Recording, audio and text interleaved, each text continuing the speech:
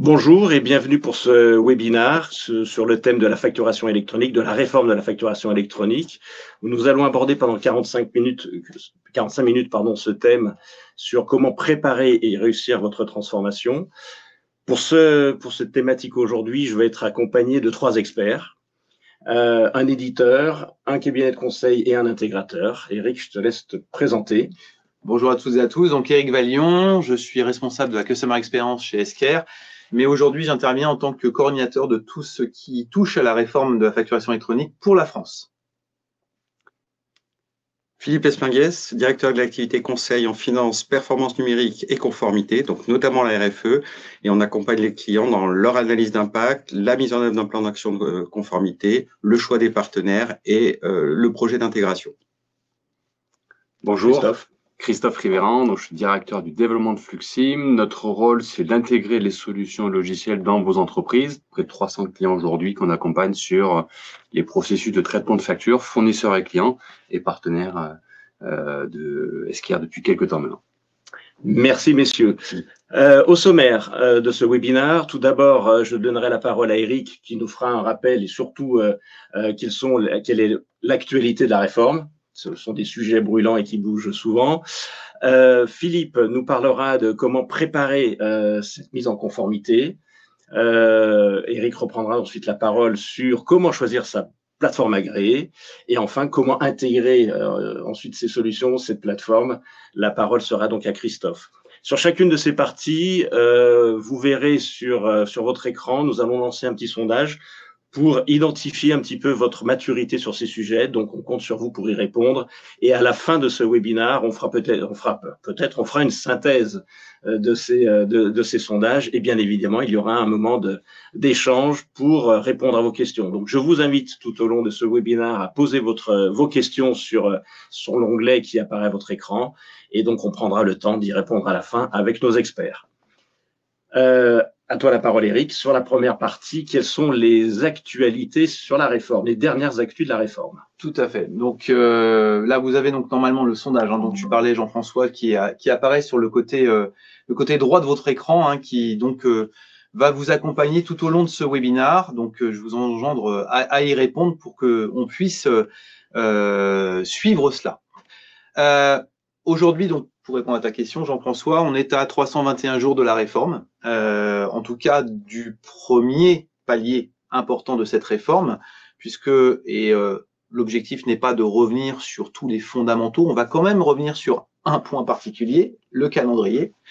Donc 321 jours, en effet, avant le 1er septembre 2026, qui, on le rappelle, donc sera le premier jalon de mise en production de la réforme pour la France, et l'obligation donc qui sera faite pour toutes les entreprises de recevoir par voie électronique les factures qui seraient donc l'objet de 2 assujettis français à la TVA. Donc toute entreprise, quelle que soit sa taille, devra être dans l'obligation de recevoir de la part de son fournisseur par voie électronique ces factures. En émission, c'est un peu différent, donc toujours au 1er septembre 2026, cela concerne les grands groupes et les ETI. Donc là, vous avez un certain nombre de paliers, de critères de taille qui sont un peu compliqués parfois à comprendre, mais ce qui est, je crois, important à rappeler, c'est que ces critères sont à appliquer sur chacune des entités et non pas au niveau des groupes. Donc ça, c'est un point non négligeable à prendre en compte. Et donc, au 1er septembre 2026, je disais, l'obligation pour les ETI et les grandes entreprises de devoir émettre ces factures par voie électronique également, si le client est assujetti à TVA en France. Et un an plus tard, 1er septembre, et au plus tard, si je crois me rappeler les textes de loi le 1er décembre, il y a encore une petite latence de 3 mois si le gouvernement le souhaite. Donc là, c'est toutes les entreprises dans le cadre de cette réforme qui seront dans l'obligation d'émettre leurs factures par voie électronique. Donc 2 jalons, Jean-François, 1er septembre 2026, 1er septembre 2027, pour la mise en œuvre de cette réforme, e-invoicing, donc facturation électronique, et e-reporting, on y reviendra un petit peu plus tard, certainement. Alors, ce calendrier, il est fixe déjà depuis un petit moment. Oui. En revanche, pendant l'été, il y a eu, et même après l'été, quelques nouveautés. Il y a eu quelques nouveautés. Et on va tout de suite, parce que c'est un petit peu, j'ai vu dans ton œil, est-ce qu'on n'aurait pas un report encore? Non. Clairement, l'AIFE et la DGFiP ont été très clairs sur le sujet et on va y revenir. Et vous allez voir que les dernières actualités le montrent bien. Nous n'allons pas vers un énième report de cette réforme. C'est vrai que ça a été long, compliqué. Le mot-clé que Stéphane Eustache, qui est donc le chef de projet en charge de cette énorme réforme, a utilisé, c'est le PNR, le point de non-retour. C'est un terme d'avionique que je ne connaissais pas. C'est le point à partir duquel un avion ne peut plus faire demi-tour et se reposer sur le tarmac. Et on en est bien là, parce que les éléments que vous allez voir en actualité montrent qu'effectivement, tout est lancé aujourd'hui et les feux deviennent de plus en plus verts vers cette réforme, la mise en place de cette réforme.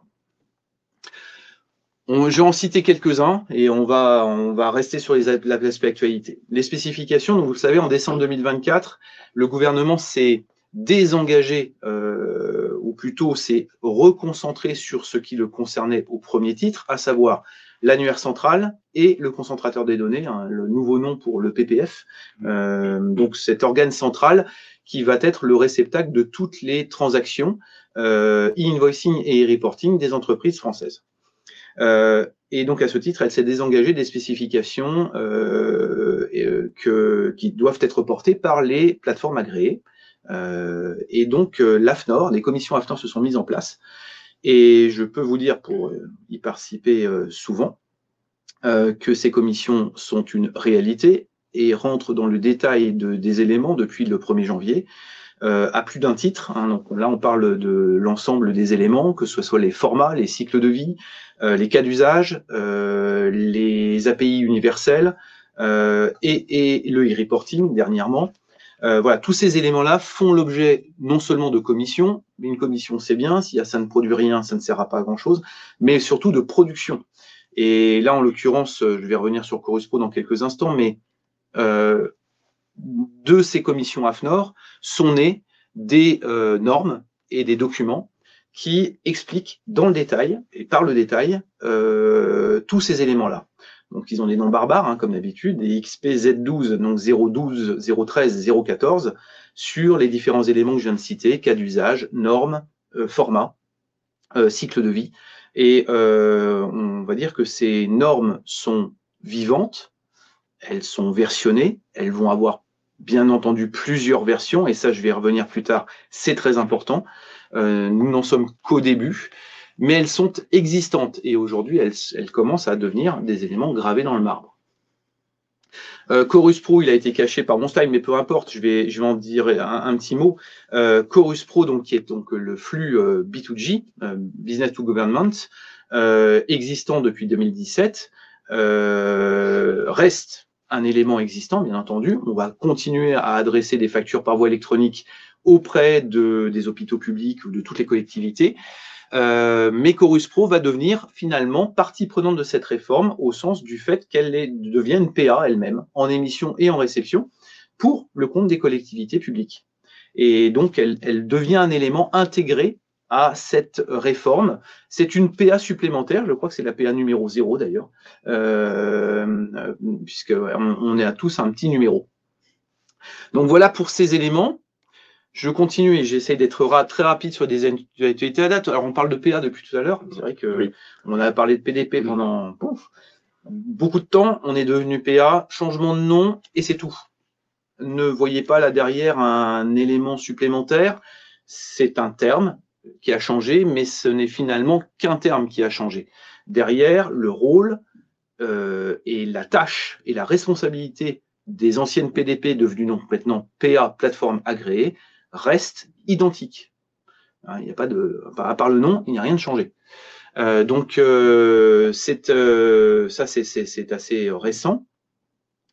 Beaucoup plus récent encore, et je reviens sur mes fameux feux verts et le fait qu'on ne reviendra certainement pas en arrière de tout ce qui a été fait, puisque aujourd'hui, on dispose d'un annuaire central qui est en production, dans lequel aujourd'hui les PA, et en particulier Esker, vient se nourrir et synchroniser tous les jours pour récupérer les adresses Et il y a maintenant sur le site web des impôts la capacité de pouvoir interroger cet annuaire central pour voir si telle ou telle entreprise a pris le cours de la réforme et a signé un document sur lequel je vais revenir. Les audits de conformité, vous le savez, une PA est immatriculée pour le moment provisoirement, elle va bientôt être immatriculée définitivement une fois qu'elle aura été connectée au concentrateur des données. C'est bien, mais ce n'est pas suffisant, il faut qu'elle soit auditée et qu'il faut que cet audit soit conforme. Et donc, simplement, point d'étape concernant Esquerre, nous avons, donc il y a 4 étapes dans cet audit, nous en avons déjà validé 2 et nous travaillons actuellement sur la 3e, puisque le PPF depuis hier, 14 octobre, avant-hier, pardon, est devenu une réalité. Le gouvernement a livré en temps et en heure le concentrateur des données en qualité. Donc, on a la capacité maintenant de mener ces tests de bout en bout. Et attention, durcissement des sanctions. Bon, projet de loi de finances 2026. Je vais revenir sur l'actualité. On va y aller petit à petit, mais néanmoins. Là, on vient d'annoncer que la DGFiP, la IFE, sont à jour des engagements qu'ils avaient pris. Donc, la réforme devient réelle. Donc, il est possible de pouvoir durcir les sanctions. Et les sanctions qui paraissaient au début presque un peu fantasques, on parlait des 15 €, etc. Là, on commence à parler de 100 000 €. On est sur des paliers qui sont un peu différents. Donc, ça reste bien sûr à confirmer dans une loi de finances, mais néanmoins, c'est bien la direction qui est prise. Donc, attention à ces éléments-là. J'en ai parlé, je ne reviens pas dessus, Chorus Pro et PA pour le B2G. Et effectivement, un certain nombre de simplifications qui vont aussi accompagner les durcissements. Il y avait des choses qui devenaient quand même assez complexes dans le cadre de cette réforme, et notamment pour le e-reporting. Typiquement, on avait découvert, dans le cadre de cette réforme, il faut le savoir, une facture reçue d'un fournisseur étranger doit faire l'objet, ou devait faire l'objet, du e-reporting. Ça, c'est toujours le cas, mais devait faire l'objet du e-reporting au niveau des lignes. Et ça devenait très compliqué pour un certain nombre de produits, même de PA. Bon, Esquerre, nous, on y était prêts, on fait ça depuis des années, mais le gouvernement a choisi effectivement d'aller vers la simplification d'un certain nombre de sujets, notamment celui-là. Comme par exemple, s'il n'y a pas de e-reporting à faire, il n'y a pas de e-reporting à envoyer à blanc. Voilà, le néant de l'alias CERFA n'a pas d'équivalent en électronique. Et comme je le disais pour finir, ce fameux formulaire de consentement, vous devez, en tant qu'entreprise, avoir un consentement éclairé et écrit à donner à votre PA réceptrice. Donc, vous devez remplir un document qui s'appelle l'opt-in, qui mandate votre plateforme agréée à recevoir vos factures. Ceci évite éventuellement quelques sujets commerciaux ou des axes commerciaux un petit peu non conformes. Voilà, vous devez faire ce choix de manière éclairée et ça vous permet en même temps de pouvoir adresser votre stratégie d'adressage, comme de la manière dont vous voulez recevoir vos factures. Est-ce que par exemple vous voulez recevoir vos factures sur commande et hors de factures de frais généraux sur 2 canaux différents, par exemple. Bref, tout ceci, je reviens là-dessus et je termine sur ce sujet-là, confirme bien que la réforme est en marche, qu'elle ne reviendra pas en arrière et que les signaux qui étaient soit au rouge initialement, soit passant à l'orange, sont devenus de plus en plus verts et certains sont maintenant en production à une réalité économique. Donc, il est temps de se mettre en mouvement. Merci Eric. Donc effectivement, plus de doute. Ah, il y avait peut-être le calendrier. Voilà, vous trouverez le calendrier, je ne vais pas revenir dessus. Vous avez ici les prochaines étapes. Je vais peut-être dire un mot sur la phase pilote. C'est le dernier élément sur lequel, avant de passer la parole à mes collègues. La phase pilote, donc, à partir du 9 février prochain, il sera possible, sur la base de candidature spontanée, il n'y a pas de dossier à remplir, contrairement à l'ancien pilote. Toute entreprise qui veut faire du flux électronique en devançant l'appel de septembre peut le faire. Et on vous engendre à le faire. N'attendez pas. Très clairement, vous allez le voir, et je pense que Vous allez l'expliquer mieux que moi. Il y a beaucoup de choses à faire, beaucoup de choses à prévoir, beaucoup de choses à planifier et il n'est pas question d'attendre le dernier moment. Donc, je vais finir là-dessus. Oui, le message est bien passé. Merci Eric pour ce rappel. Alors effectivement, comment peut-on se préparer à cette mise en conformité? Je me tourne vers toi, Philippe. Explique-nous donc quelles sont les grandes étapes clés. Alors, bon, se préparer, j'imagine qu'un bon nombre d'entre vous ont déjà démarré, certains seront peut-être de manière assez avancée, d'autres moins. Ce qui est important dans la préparation de sa mise en conformité, c'est bien entendu d'avoir, ça a été évoqué, identifier les cas d'usage qui vont s'appliquer à votre modèle d'entreprise, bien entendu d'avoir les données obligatoires qui sont à la fois le socle de base et ces données complémentaires qui viennent se nourrir des cas d'usage que vous auriez à mettre en œuvre. Bien entendu, c'est de cartographier vos flux. Où sont mes données? Dans quel système? Et quelle est la jointure, je dirais, entre mes données référentielles et mes données transactionnelles qui vont me permettre de constituer un fichier qui va servir à l'échange électronique, que ce soit sur le e-invoicing ou le e-reporting. Quand on s'est dit tout ça, forcément, pour préparer son plan et mettre en œuvre son plan de mise en conformité, il faut établir des écarts. Alors, on va travailler à la fois sur des sujets d'organisation, qui est responsable de quoi dans la donnée ou dans les transactions, quel process doit évoluer. Mes données et mes systèmes, bon, ça a été évoqué juste avant, et certainement, étant donné que certains gestes métiers pourraient être amenés à changer, comment je m'assure que les différents contributeurs en amont de la création de ce fichier sous format électronique sont en capacité, je dirais, de réaliser leurs gestes.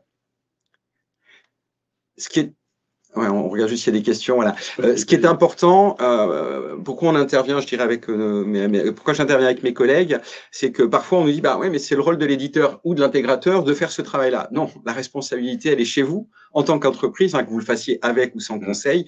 Ce qui est important, c'est de pouvoir adresser les différents points. Vous me confirmez, Eric ou Christophe, quand l'éditeur et l'intégrateur vont mettre en œuvre la solution que vous aurez choisie, que ce soit l'entrant, le sortant, le e-reporting, ils s'attendent à ce que ils vous accompagnent quand même dans cette mise en œuvre, mais il faut que vous soyez prêts et en capacité, je dirais, de leur donner les éléments pour pouvoir, je dirais, paramétrer la solution, la tester et puis du coup passer en production. Alors, je vais revenir sur les 4 sujets que j'ai évoqués. Donc, identifier les cas d'usage. Bon, ils sont nombreux, il y en a à peu près 36. Bien sûr, tous ne vont pas s'appliquer à vos cas. Je ne vais pas rentrer dans le détail de chacun. Ce qu'on a fait avec l'équipe Implit, c'est que bien entendu, on a préparé une matrice pour chaque cas d'usage, le décrypter, le rendre, je dirais, de manière didactique, pédagogique, mais concrète aussi pour savoir si ça s'applique à vous ou pas. Si j'en prends quelques-uns comme ça au hasard, typiquement sur l'affacturage, pour ceux qui font de l'affacturage, il faut être en capacité de se dire qui est responsable des données qui vont être en lien avec le facteur, comment je m'assure de la transmission entre moi et mon facteur des éléments entrants et sortants, vous de pouvoir communiquer à votre plateforme agréée que vous avez bien un statut encaissé une fois que votre facteur vous a donné les éléments. J'en prends un autre, à titre d'exemple, voilà, tout ce qui est note de restaurant, note de frais. Quel choix et comment va-t-on organiser le flux entre un collaborateur qui va avoir des notes de transport, d'hôtel, de restaurant? Est-ce qu'on récupère une facture de chacun des acteurs en B2B qui seront, je dirais, adressés à l'entreprise et donc payés par l'entreprise?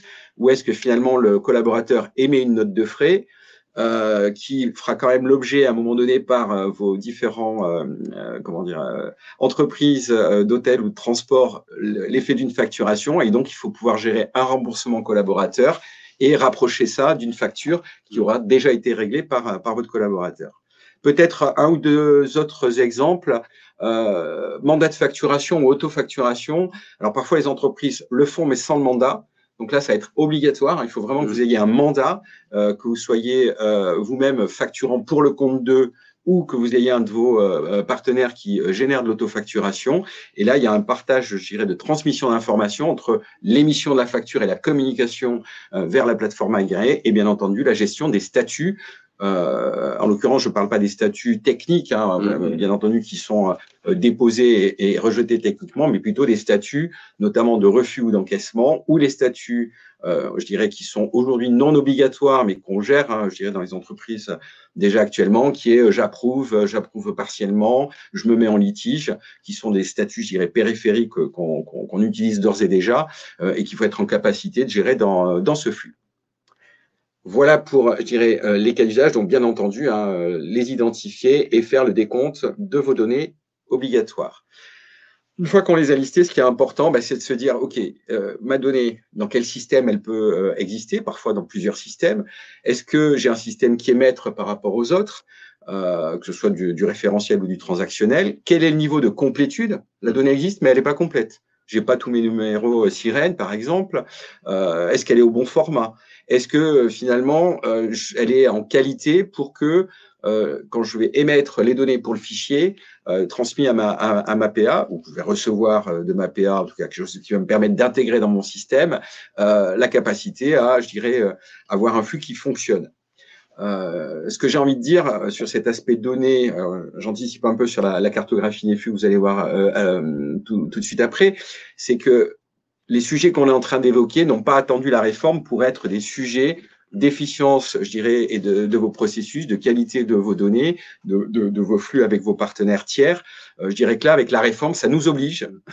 Ça nous oblige parce que si les éléments ne sont pas là, le flux ne sera pas, je dirais, fluide. Il y aura des rejets et vous serez, je dirais, en retard dans le traitement, je dirais, d'opérations que vous menez aujourd'hui actuellement de façon, je dirais, régulière.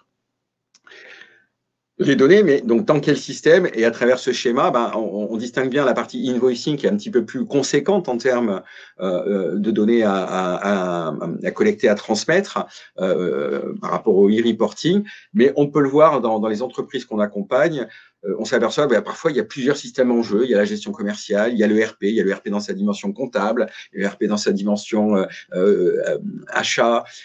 Comment on arrive à un moment donné à sécuriser, à se confirmer quel est la bonne, je dirais, le bon puzzle, hein, cet assemblage pour, bien entendu, être en capacité de générer cette appliquer cette réforme de facturation électronique.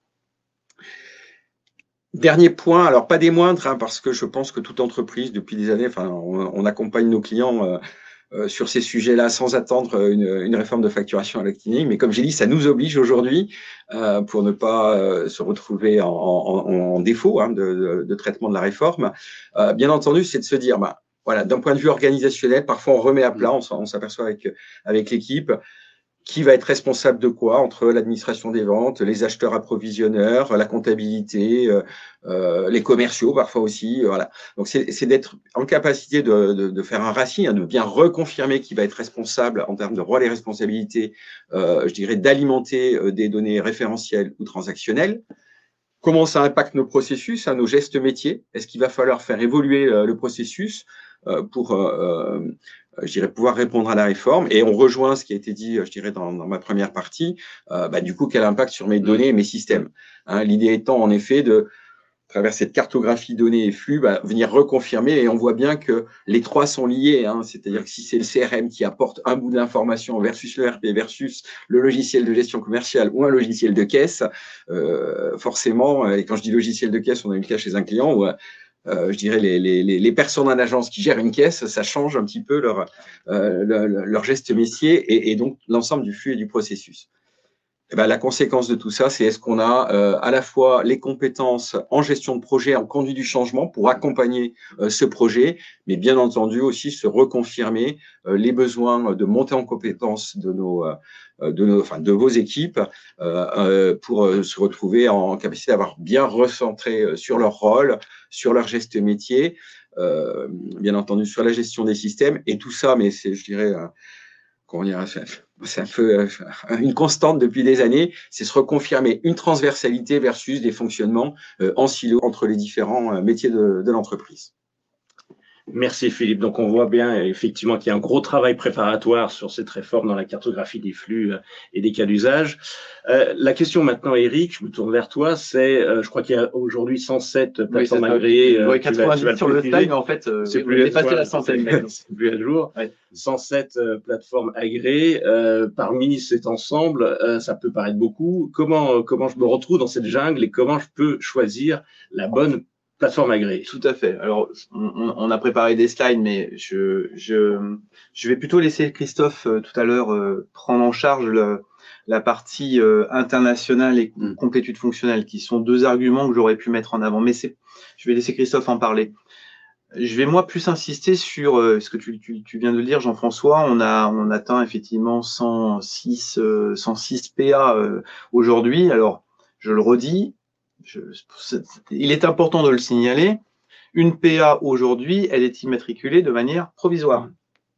Personne, sauf si ça a changé depuis 2 heures, n'est immatriculé définitivement, et encore moins avec la couverture de son audit.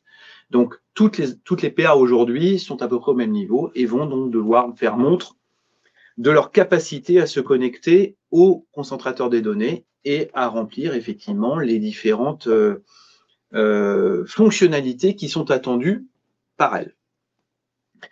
Je vais prendre 2 éléments. Une PA aujourd'hui, donc elle répond à une problématique française.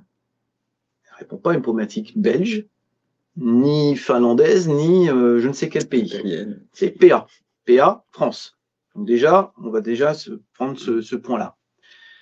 Demain, c'est l'intégralité de vos données commerciales qui vont transiter par CPA.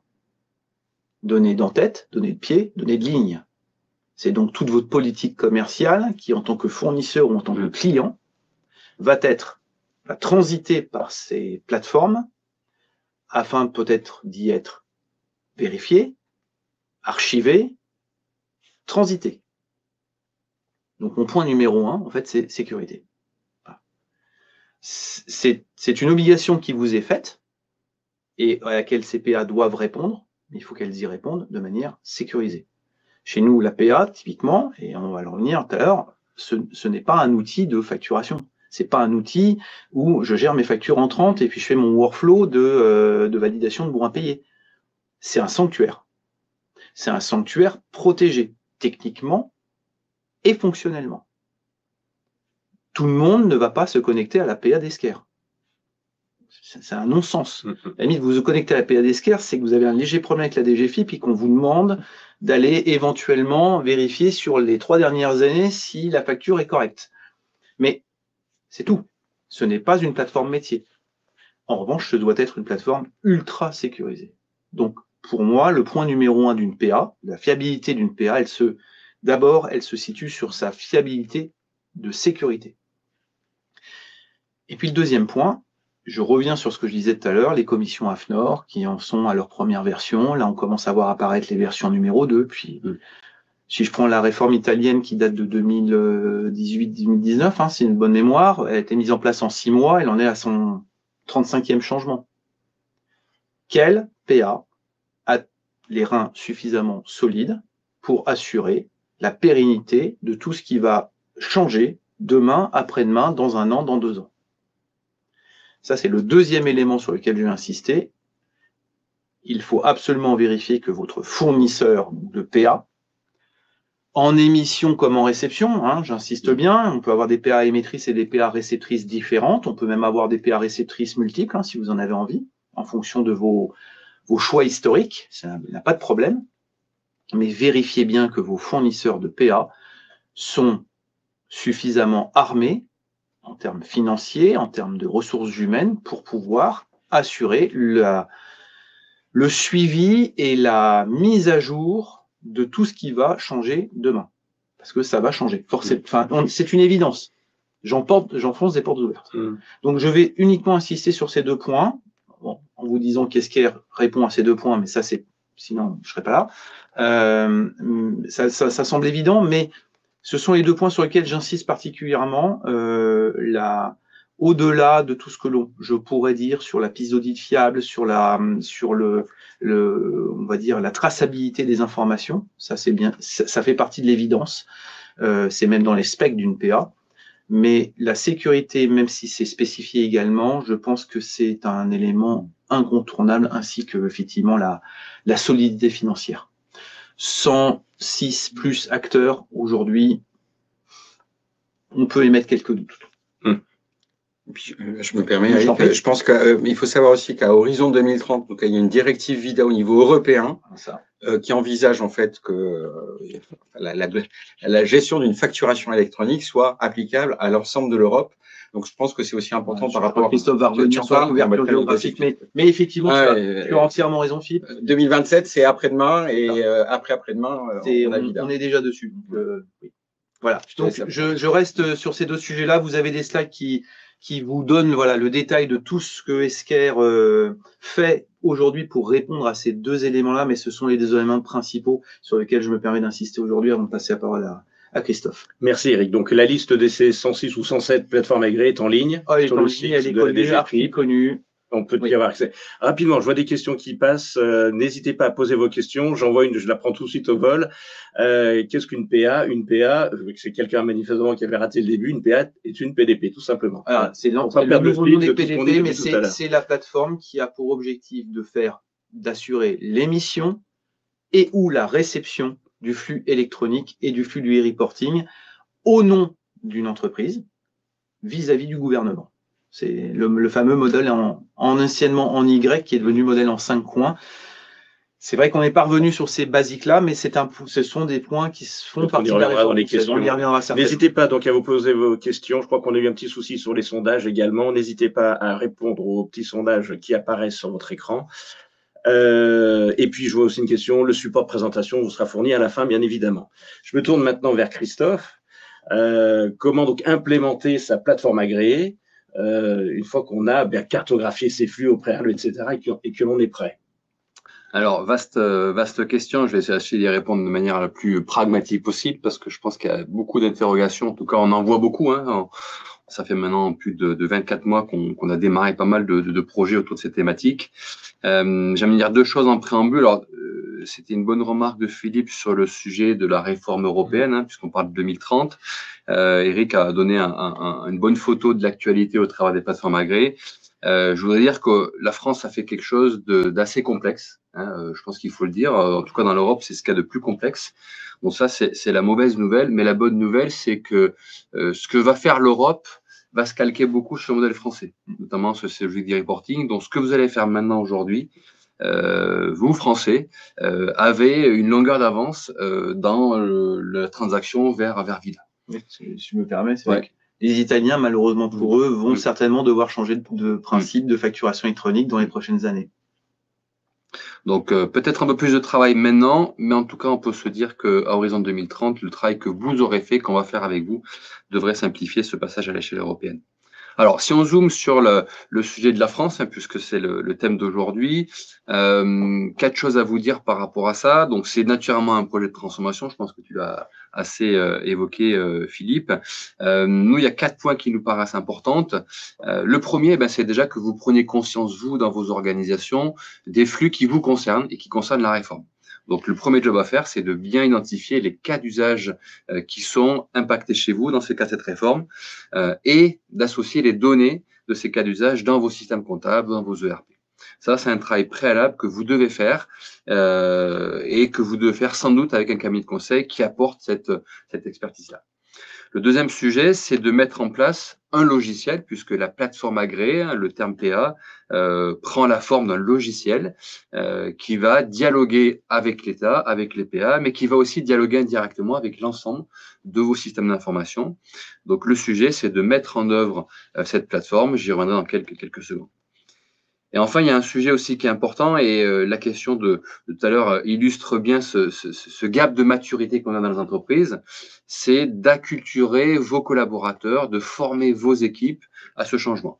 C'est pas un tsunami réglementaire, quoique, mais ça reste un changement important dans lequel il faut comprendre le sens, comprendre les impacts que ça va avoir dans vos entreprises. Donc, concrètement, quel est l'impact sur une note de frais, quel est l'impact sur une facture d'acompte, quel est l'impact sur une facture avec commande. Toutes ces thématiques doivent être abordées pour que les gens en comprennent le sens. Donc voilà, donc ça c'est pour nous les 4 éléments préalables. Quand on fait un projet, il faut que ces 4 dimensions se traduisent dans votre contexte. Alors, mettre en place une plateforme agréée, donc c'est échanger des flux entre vos ERP, l'administration, d'autres PA qui vont recevoir les factures pour vos clients. Mais il faut penser à quelque chose, c'est que vous avez des traitements, vous avez des processus dans l'entreprise. Tu parlais de gestes métiers tout à l'heure. Je pense que c'est important de ne pas oublier les processus qui sont concernés. Là, on fait un zoom sur le traitement d'une facture fournisseur. Demain, vous allez recevoir un flux via cette plateforme-là. La question, c'est qu'est-ce que vous allez faire avec cette donnée qui arrive électronique? La question d'après, c'est justement de structurer le traitement de la facture, que la facture ait fait l'objet d'une commande, d'un contrat ou qu'elle n'ait pas de commande. Donc, on vous invite fortement à intégrer dans cette réflexion de mise en place de logiciels la gestion du processus de traitement de facture. On l'appelle purchase to pay, dématation de facture, gestion électronique des factures fournisseurs. On n'est jamais très loin de la réforme dans cette thématique-là, notamment dans le cas de la facture fournisseur. Il faut remonter les statuts de facture fournisseur. La question, c'est qui les produit. Donc, une PA en tant que telle ne prévoit pas cet élément. Le workflow de validation de facture n'est pas intégré. Par contre, des PA proposent des services additionnels et notre préconisation, c'est de bien prendre l'ensemble du process dans sa globalité et de ne pas le voir que sous la simple échange, réception de flux, qui finalement n'apporterait pas de plus-value à vos entreprises. Bon, ça, c'est la dimension processus qu'il faut bien mettre en lumière. Et aujourd'hui, on voit dans les projets qu'on déploie que les clients ont bien compris cet enjeu, puisque les cahiers des charges qu'on reçoit intègrent la conformité fiscale, mais aussi la gestion du traitement du document, notamment la facture fournisseur. On vous a mis un schéma ici assez typique, mais qui traduit que ça doit faire partie intégrante de ces processus. Le deuxième élément que je souhaitais vous dire, et tu as commencé à le souligner, Eric, sur le choix de l'APA. Alors, vous allez avoir le choix. Je pense que dans les acteurs qui a été évoqué en termes de nombre, on va avoir un grand choix. Mais si on regarde dans l'absolu des critères qui sont importants, le choix va vite se réduire. Le premier élément que je souhaitais mettre en avant, mais tu l'as suffisamment évoqué, Eric, c'est l'investissement que vont mettre les éditeurs sur ce segment-là. On parle de millions, voire de dizaines de millions d'euros d'investissement. C'est pas donné à tout le monde d'investir ce montant régulièrement, puisque les plateformes vont évoluer. Donc la question de la pérennité est selon nous un élément important, de manière à pas vous retrouver dans 12, 24, 36 mois à changer de PA. Parce que la question va se poser inéluctablement au vu du grand nombre d'acteurs et au vu de la concentration potentielle du secteur qu'on anticipe sur cette thématique-là. Le deuxième élément, on a commencé à le toucher du doigt tout à l'heure, la réforme de la facture n'est pas un sujet que franco-français, c'est une tendance mondiale. Des pays ont déjà franchi le cap, on a parlé de l'Italie tout à l'heure, la Belgique c'est le 1er janvier, l'Allemagne va suivre. Donc on est sur une tendance de fond. Donc, si votre entreprise intègre des flux internationaux, il faut que vous ayez dans les critères de choix la capacité d'une plateforme à interagir avec l'étranger, à s'adapter aux réglementations locales, de manière à pas multiplier les plateformes. On voit des entreprises aujourd'hui qui anticipent ce sujet, d'autres qui commencent à multiplier les plateformes dans votre facture. Et là, d'un point de vue IT, ça commence à être un sacré pas de spaghetti.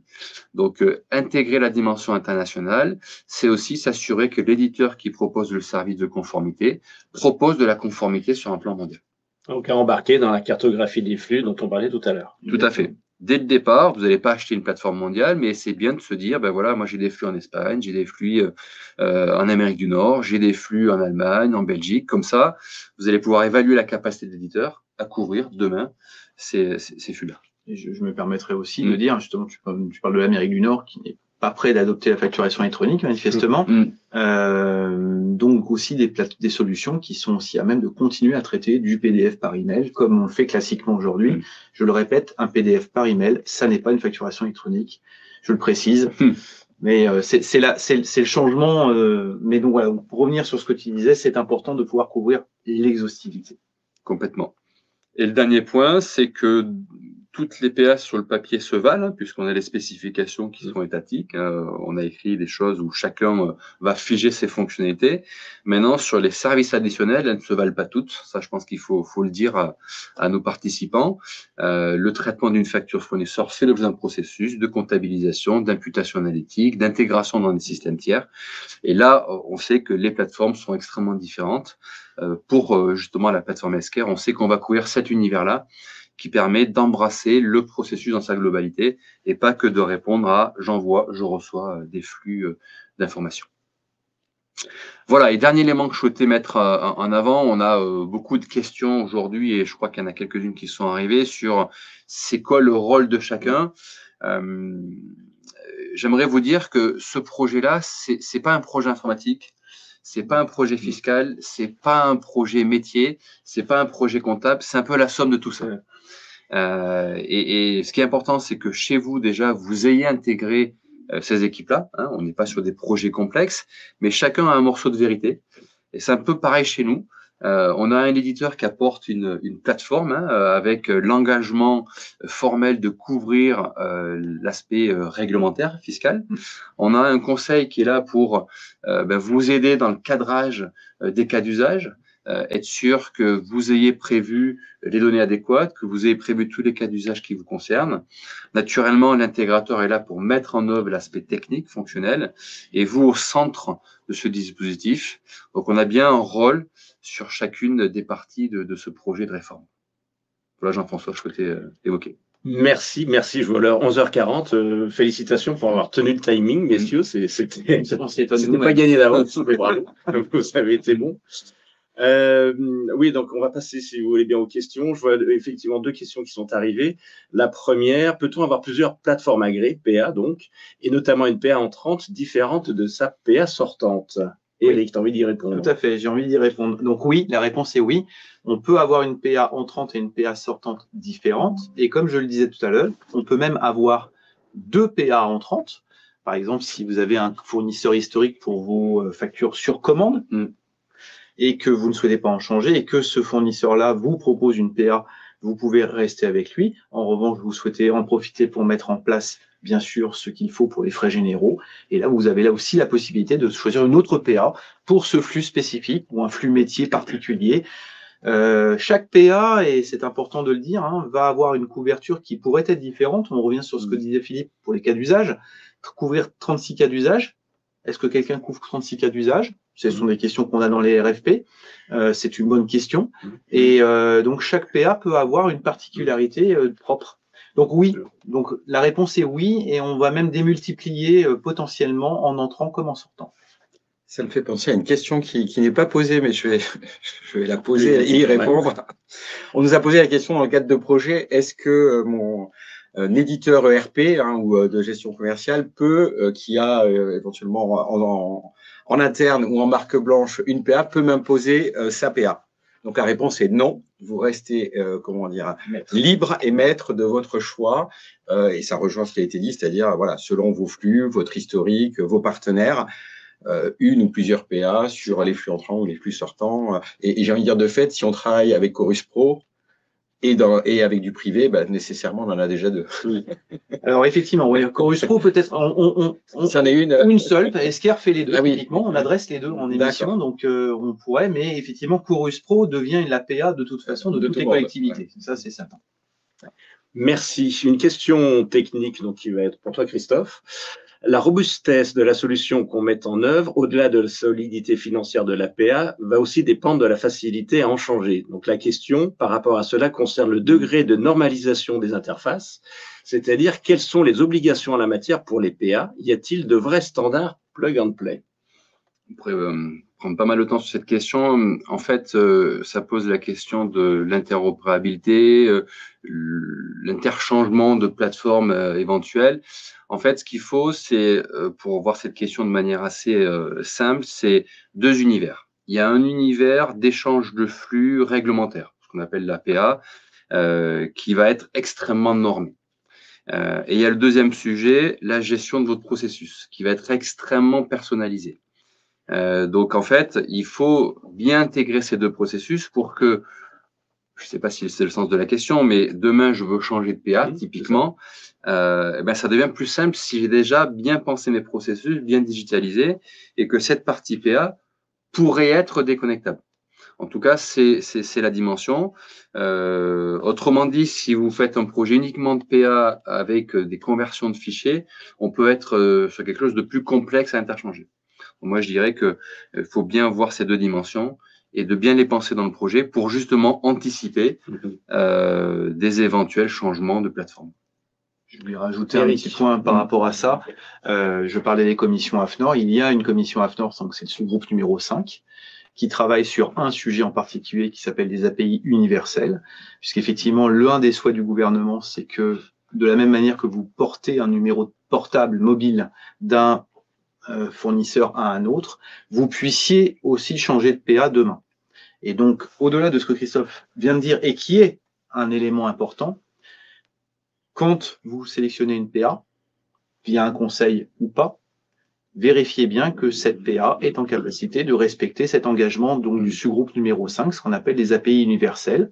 Et c'est le cas pour Esker.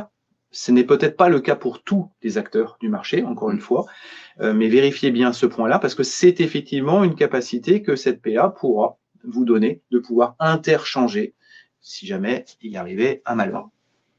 Merci.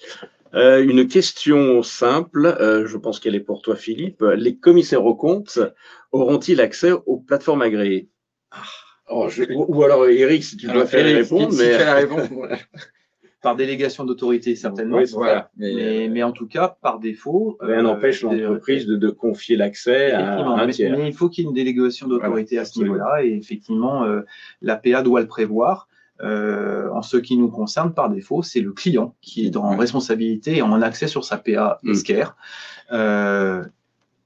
Donc, à pouvoir donner éventuellement une autorité d'accès à son expert comptable, son commissaire aux comptes ou à son auditeur.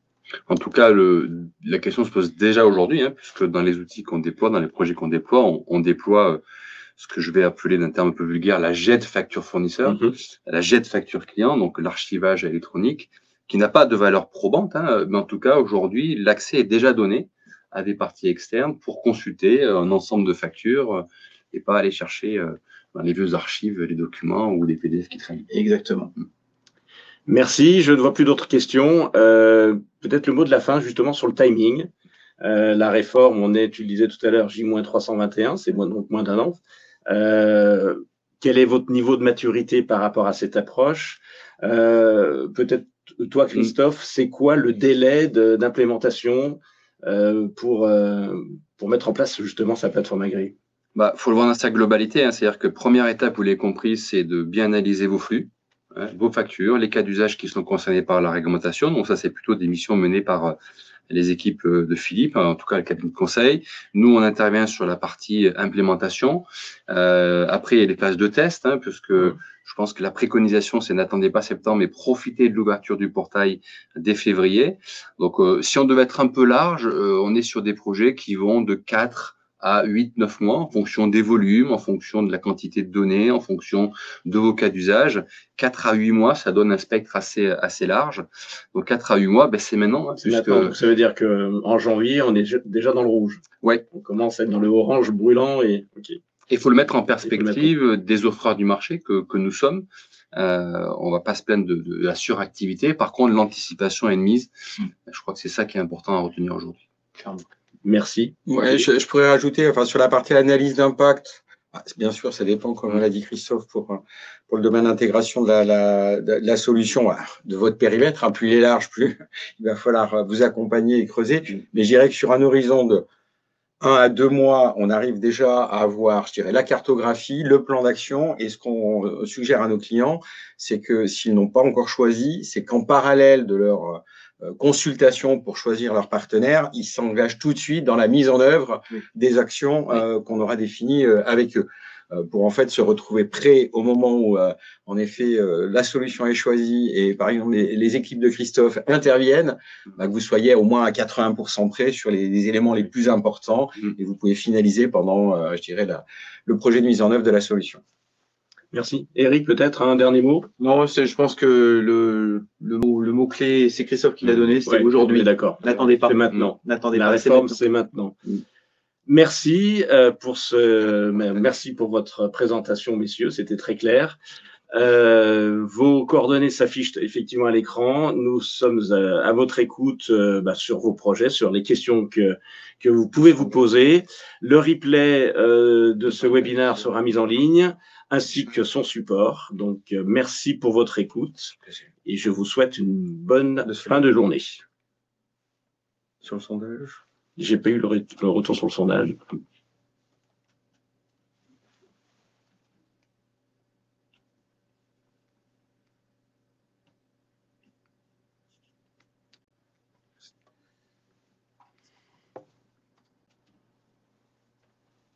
On est... Ah, ouais, voilà, merci. Désolé pour ce petit ce moment de silence. Voilà, donc les résultats, je les découvre en même temps que vous, sur le niveau de votre maturité de connaissance sur la réforme. Voilà, donc à 44%, je connais les grandes lignes. Je suis bien informé à 55%, donc bon, c'est rassurant, plutôt rassurant sur ce qu'on disait à l'instant. Sur est-ce qu'on peut avoir le deuxième sondage? Avez-vous bien identifié les impacts et les actions à mener de votre mise en conformité?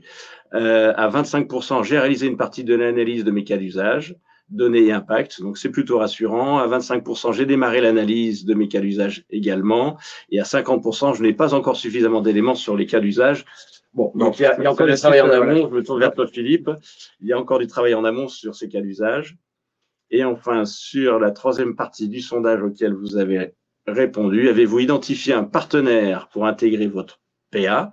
À 20%, oui, il a déjà été confirmé. À 10%, oui, il est mais en cours de validation, donc ça fait 30%. Et à 70%, non, il y a encore en recherche de la plateforme agréée. Donc, il y a encore effectivement un champ d'action important pour trouver sa plateforme agréée. En effet. Il y a du boulot. Il y a du travail. Il y a du travail. Parfait. Ben, excusez-nous pour ce petit problème technique. Et puis, merci pour votre participation à ce webinaire, messieurs. Merci. Merci à tous. À très bientôt. Au revoir. Au revoir.